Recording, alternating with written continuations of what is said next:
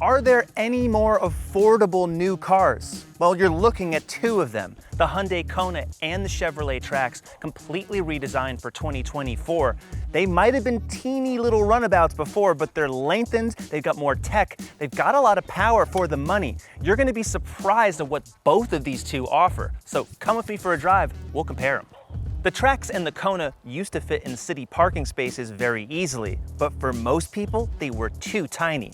Now they're more substantial without being too large. There's some unconventional engines in both of these cars. In the Trax, it's an inline 3-cylinder with a turbocharger, but it's very, very small displacement, only 1.2 liters. But the numbers it puts up are pretty healthy. It only comes as one type of powertrain, so it's front-wheel drive only and a 6-speed automatic.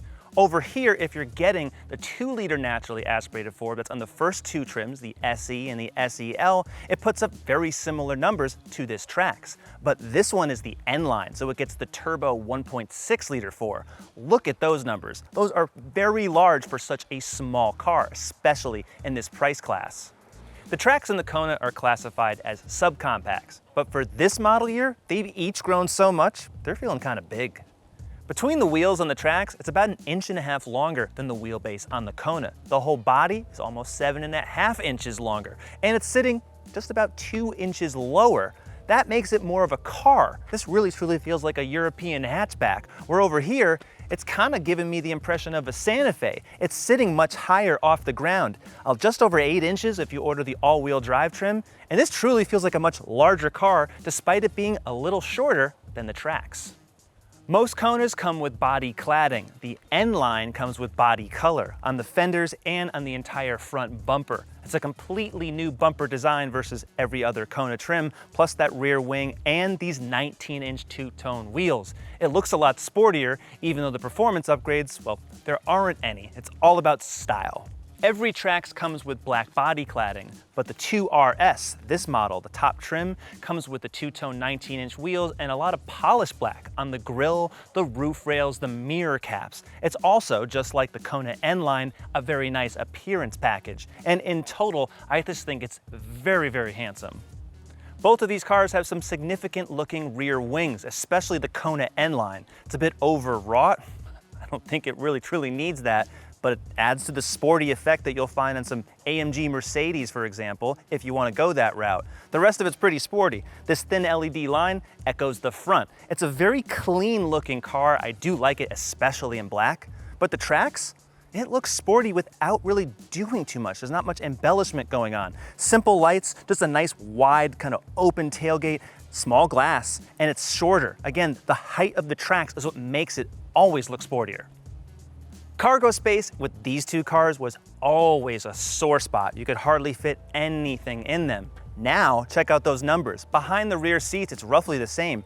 If you think that's good, check out what the Kona does with the seats folded. 64 cubic feet versus 54 over here. That's a massive improvement versus the old Kona. And this still has a ton of space. For subcompact cars, these are now packing some real room. The Trax, you sit lower and it's more enveloping. This whole dash is canted toward me. It's not as upright. It feels like I'm more in a Camaro or a Blazer, which I think are two very good examples of interior design. The Trax doesn't feel as airy or as open as the Kona. It does feel a little tighter in here. There's a smaller sunroof, but really doesn't bother me. I don't feel claustrophobic. Because the Trax looks sportier on the outside with that lower roof, there's a little less headroom on the inside, especially on these front seats. And the way the dash cants towards me as the driver, that's a sportier look, but it might feel a little more cramped to you versus the Kona. The specs say the rear seats on both these cars are about the same, but the Trax feels way roomier. I almost have almost like a Tahoe's worth of rear legroom back here. That's what it feels like versus the Kona. The only issue, there's no rear air vents, not on any trim, but there are USB ports. The Trax comes with an 11-inch touchscreen if you order the LT and above trims. That also includes wireless Apple CarPlay and Android Auto, which the Kona does not have. Now, there's fewer safety assists than you'll find in the Kona on those upper trims. For example, it doesn't even have navigation or a semi-automated driving assistance system like you'll find in other GM models. But this infotainment system is quick, it's easy to use. All of this information is also readily available on the 8-inch instrument panel. It's a simpler system than you'll find in the Kona, and that might be the best benefit. The digital instrument panel on the Trax, it just looks like this. There's no other way to configure the graphics. That's good for simplicity, but for a digital screen, I would like to see some more things happening. The Kona feels more spacious up front than the Trax, and the Kona is available as a fully battery electric vehicle, so I think that's part of it. You get this nice big open space here and a low floor. The problem with this being all open is that you can't secure any of your valuables when you're parked. The N-line adds some micro suede seats with some red stitching, also red accents on the air vents and the steering wheel. It does seem more like an upright truck than that Trax. The dashboard is just taller, but the double screens are the real treat. Everything in the Kona is pretty easy to use, even with these double screens. There's a lot of nice hard buttons, very simple. The only thing I don't like, this shifter. It's optional and it's drive-by-wire and that's all great, but it's difficult. It is very thick and it's not the most intuitive to use. PRND, I'll take that any day. The Kona, no longer cramped in the back seat. It feels almost as roomy as that Trax. Air vents come standard on SEL and above, which you can't get on the Trax, and there's 2 USB ports as standard. On the Kona, a 12.3-inch touchscreen is standard on every trim. Navigation is also optional, which is not even available on the Trax. And compared to other Hyundai models, they've really cleaned up this interface a lot, which I like. However, Apple CarPlay and Android Auto still require a wire. There's no wireless connection unless you have the lower Kona trim. But there's features that the Trax doesn't have that you'll find in the Kona, such as Hyundai CarPay. This is actually something that General Motors had tried a few years ago, and what this actually will do is will help you store your credit card and pay for gas. That's not actually available right now, but it's supposed to be. There's also more standard safety features and highway driving assist that is available on the N-line. You can't get that on vehicles like the Trax, not at all. Other things, you can also start the car with your smartphone and even text the key to a family member or a friend, and they can unlock the car and start it. You can do that all within the touchscreen here. Upper trims of the Kona have a fully digital instrument panel that is larger than what you'll find in the Trax. You can change some of the way it looks here. That's not bad, but considering how large the screen is and how nice the software is, you can't get full screen maps and you can't see the driver assist in the full screen. I think Hyundai could do a lot more with a screen this large. Off the bat, this is not quite a fair fight because this is the 1.6 liter turbo, and that's only a 1.2 liter turbo in the Trax with 1 fewer cylinder, so I would expect that the Kona drives better and quicker, and it does. There's also driving modes and paddle shifters, both features that the Trax does not have. I gotta say, if you're using the regular 2-liter 4, it's not as fun as this. Definitely not. The Kona was already pretty fun to drive, and I'll preface by saying that I've only driven Konas with the Turbo 4, so I've had the best powertrain at all times. I think if it was the regular 2-liter 4 with that CVT, it would immediately lose to the Trax. But as this is equipped, this powertrain is the one to have. It also has all-wheel drive, and I think that's very helpful for people who just want that as an option. Really is not necessary for everyone, everywhere. But I like all the flexibility of choice that you can get with the Kona, and this engine's pretty fun.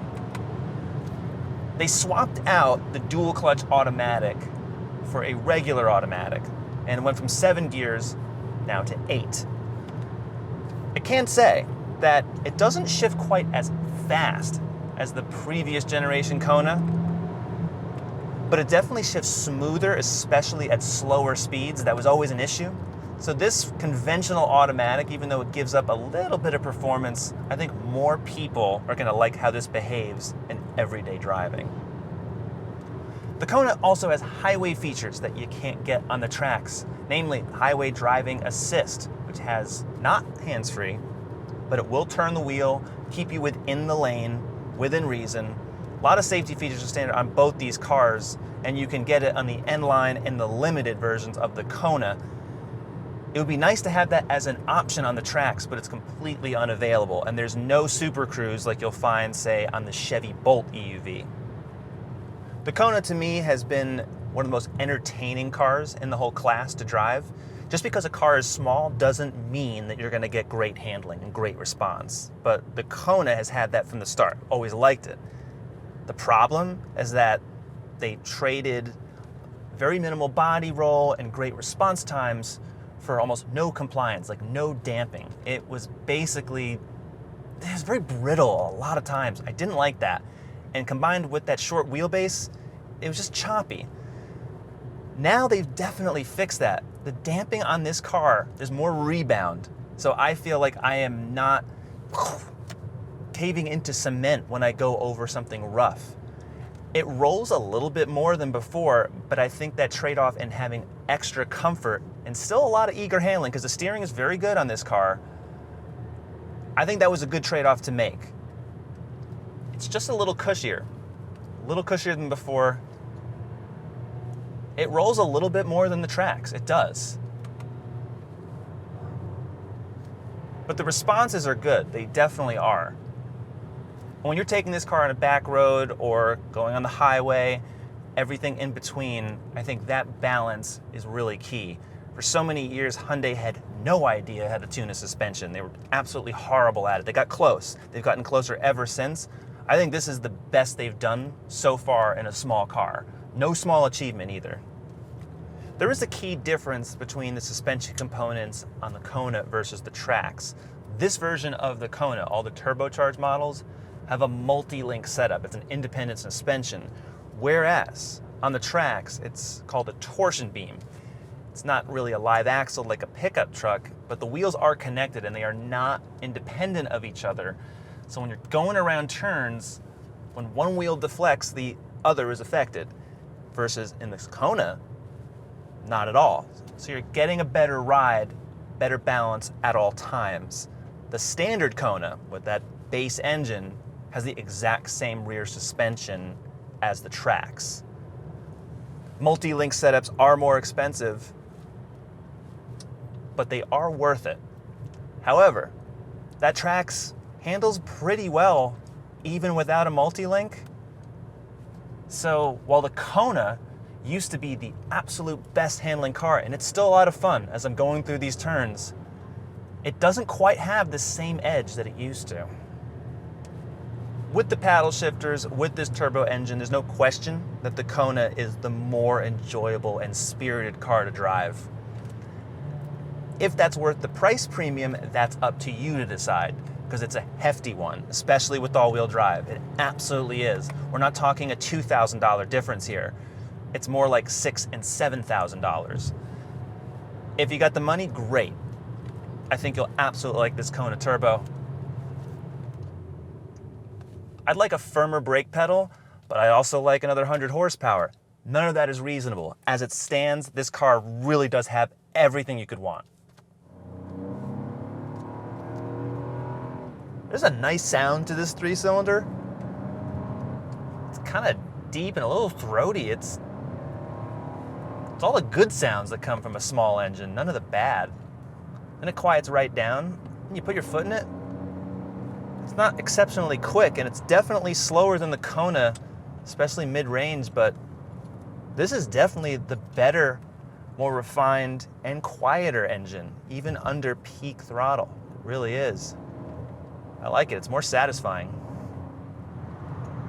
Between these two cars, despite the power difference of the Kona's extra horsepower, extra torque, the Trax doesn't feel that far behind.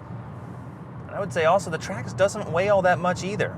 Both these cars, 3,000, 3,200 pounds, it's not a whole lot of car to move.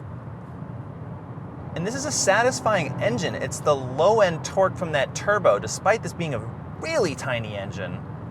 It doesn't behave like one. It feels a little lazier than the Kona when you're going above 50 miles an hour. I'll give it that.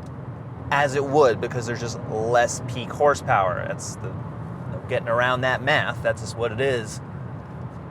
But once you're right up to speed, and it's not a heck of a big difference in getting to that speed, I think the Trax is just a little more relaxed. Both of these cars feel very quiet. Right now, being in the Trax, I feel like I'm in a lower seating position. I feel like I'm in more of a car. The Kona is riding a lot higher. It's taller. The whole interior just makes me feel like I'm in an SUV. This is more sporty hatchback kind of vibe. That's what I prefer.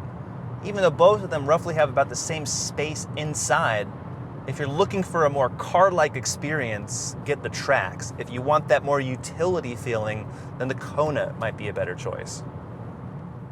I used to feel that the Kona was the sportiest drive among all subcompact crossovers. But now it feels taller. Now that I'm in the Trax, I'm significantly lower than that Kona. Just that driving position alone and that center of gravity inspires more confidence going around turns. I like it. Steering could be maybe a little bit more direct than it is, but it's very mild.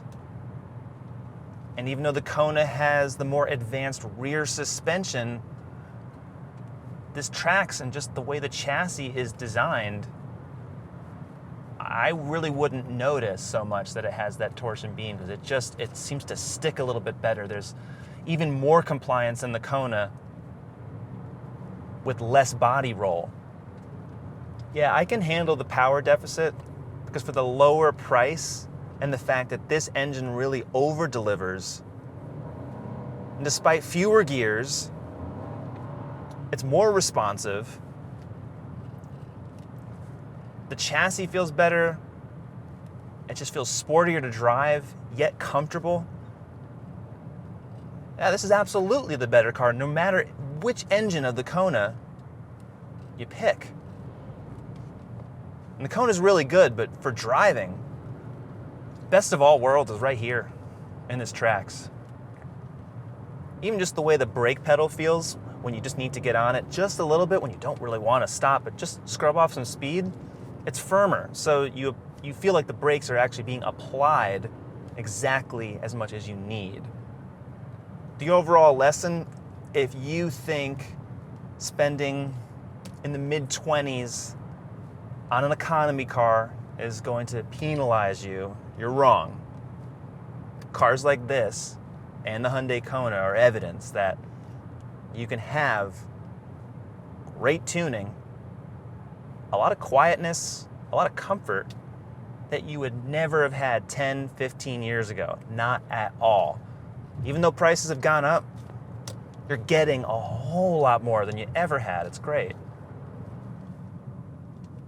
I very much like the brake pedal modulation on the Trax versus the Kona. It's so much more progressive, firmer. It's a lot more confidence inspiring. This one wins on brakes.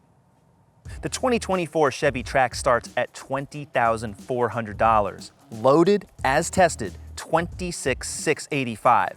Major deal.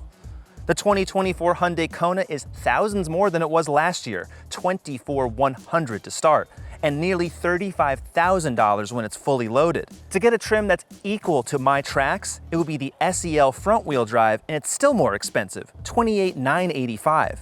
As tested, this N-Line with all-wheel drive was $33,485. Now, even though the Hyundai has a longer warranty and it includes 3 years of maintenance, this is a major price delta. The value play in this segment used to be Hyundai, not now. It's all about the Chevy Trax. This is a car that's small, fun to drive, looks good, and actually is something you'll want to own for more than 3 years. Chevy in the past hasn't really given us the greatest small subcompact SUVs. This car for under $30,000 loaded, even though it lacks some of the technology and the extra power and the all-wheel drive of that Kona, is just delivering so much. And who wants to pay over 30 grand for a car of this size? I know I wouldn't. The Trax is just that good. And the Kona is also very good. And you'll have to ask yourself that question if you're shopping. Do you want to spend more money on extra power and tech? Or are you happy with roughly 90% of that with a car that saves you a lot of money? For more details, check out CarGurus.com, subscribe, and we'll see you next time.